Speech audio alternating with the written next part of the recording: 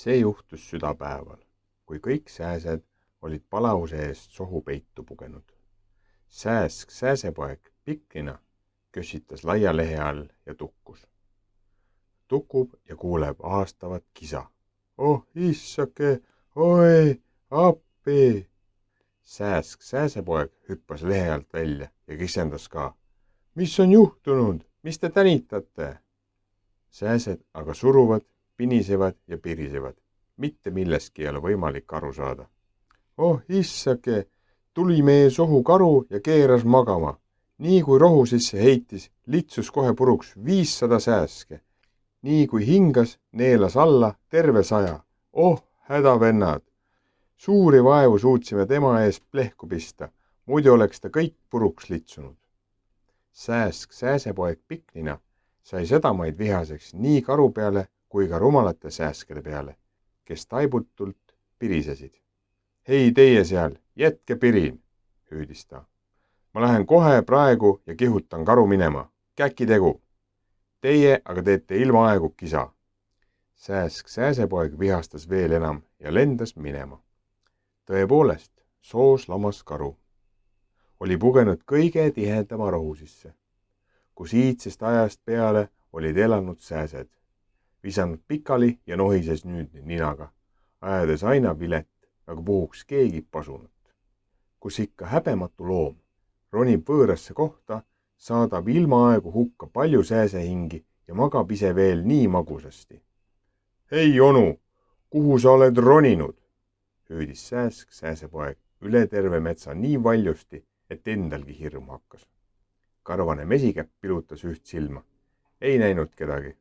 Paotas teist silma, märkas vaevalt, et otse tema nina kohal lendab sääsk. Mis sul vaja on, sõber? Mõmises mesikäpp ja hakkas ka vihaseks saama. Mis see siis on? Alles heitsin puhkama, juba aga keegi karjub ja piriseb.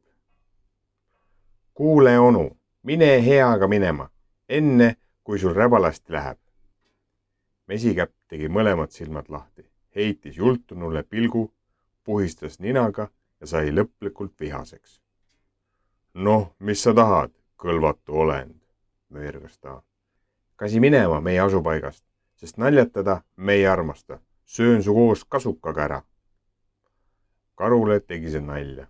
Ta pööras teise külje, kattis koonu käpaga ja hakkas seda maid norskama.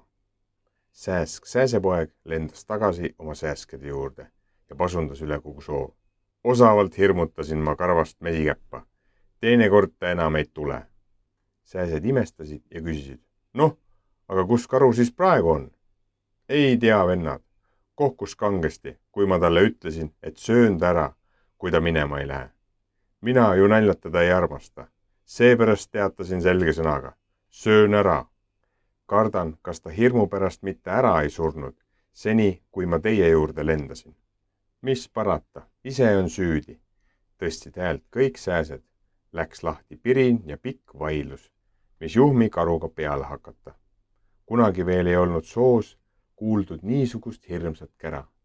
Pirisesid ja otsustasid karu soost minema kihutada. Mingu oma koju, metsa ja magagu seal. Soo on aga meie oma. Juba meie isad ja vanaisad elasid selles soos. Üks mõistlik eedeke, sääseema, soovitas karu rahule jätta. Las põõnab, kui välja magab. Läheb ise ära, kuid talle tungiti kallale, nii et vaeseke suutis end suuri vaevu ära peita. Lähme vennad, kisas sääsk sääsepoeg kõigist kõvemini. Me talle näitame, jah. Tõusid siis sääsed sääsk sääsepoe järel lendu. Lendavad ja pirisevad. Enestelgi hakkab hirm. Lendavad sinna, näevad. Karu lamab ega liiguta oimugi. Noh, ma ju ütlesin, suri vaeseke hirmu pärast ära, kiitles sääsk sääsepoeg. Vaadake, missugune vägev karumürakas. Aga ta ju magab, vennad, pirises pisisääseke, kes oli lennanud karu ninaligi ja oleks peaaegu sattunud mesikäpa sõõrmesse nagu õhuaknasse. Oh, sa häbematu, oh, sa südametu, hakkasid pirisema kõik sääsed korraga ja tõstsid hirmsat kära. 500 sääske on surnuks litsutud, 100 sääske alla neelanud ise aga põõnab, nagu poleks midagi juhtunud. Karvane mesikäpp aga muudkui magas ja nohistas läbi nina vilistada. Ta teeb nagu magaks, hüüdis Sääsk sääsepoeg ja lendas karu poole. Küll ma talle nüüd näitan. Hei onu, aitab teesklemisest. Kui siis Sääsk sääsepoeg karule kallale tormas ja oma pika noka otse ta tumedasse ninasse puuris, hüppas mesikäpp kohe üles. Tõmbas käpaga üle koonu, aga Sääsk sääsepoeg oli sealt juba kadunud. Noh, onu, kas ei meeldinud? Pirises Sääsk sääsepoeg. Mine ära, muidu läheb sul veel halvemini. Mina pole nüüd Sääsk sääsepoeg Pikknina üksinda, vaid minuga on kaasas ka vanaisa, sääsemürakas, Pikknina põrakas ja noorem vend, Sääseke Pikkninake. Mine minema, onu. Aga mina ei lähe, röögatas karu ja tõusis tagumistele jalgadele. Ma litsun teid kõiki puruks. Ah, onu, ilma aegu hoopled. Jälle lendas Sääsk sääsepoeg ja puuris oma noka otse karu silma. Valu pärast hakkas karu möörgama, tõmbas käpaga üle koonu, aga jälle ei jäänud käpa alla midagi. Ainult endal oleks peaaegu silmaküünega välja kraapinud. Kuid Sääsk sääsepoeg muudkui keerles karu kõrva ääres ja pirises, söön su ära, onu. Mesikäpp vihastas lõplikult, kiskus juurtega välja paraja kase ja hakkas sellega Sääski vemmeldama. Virutas täiest jõust, peksis, kuni väsis, kuid ühtki tapetud Sääski ei ole. Ikka keerlevad nad tema ümber ja pirisevad. Siis haaras mesikäpp raske kivi ja virutas sellega sääseparve pihta. Jälle tühi töö. Noh, kas said jagu, onu? Pirises Sääsk sääsepoeg. Mina aga söön su siiski ära. Ei tea, kui kaua mesikäpp sääskedega võitles, kuid kära oli palju.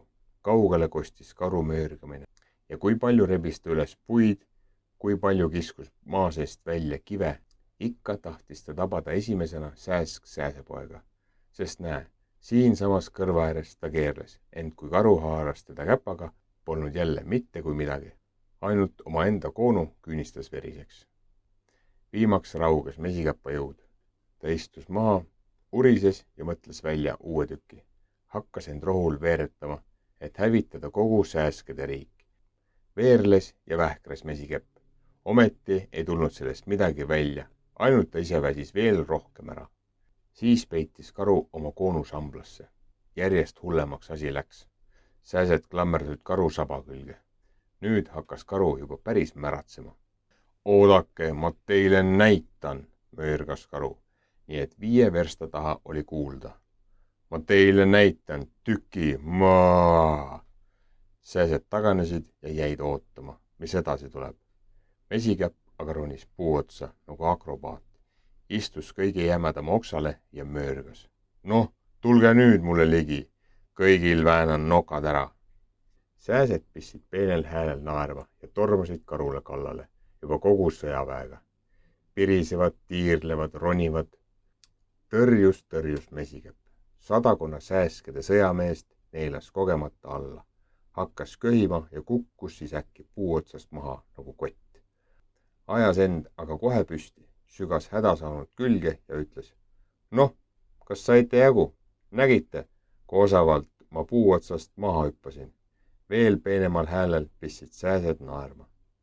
Sääsk sääsepoeg aga muudkui pasundas. Ma söön su ära, ma söön su ära, söön ära, söön ära. Karu oli omadega täiesti läbi, surmani väsinud. Kuid soost ära minna ta häbenes. Istus teene rohu peal ja muudkui pilgutas silmi. Hädast aitas teda välja konn. Hüppas mätta alt lagedale, istus tagumistel jalgadele ja lausus.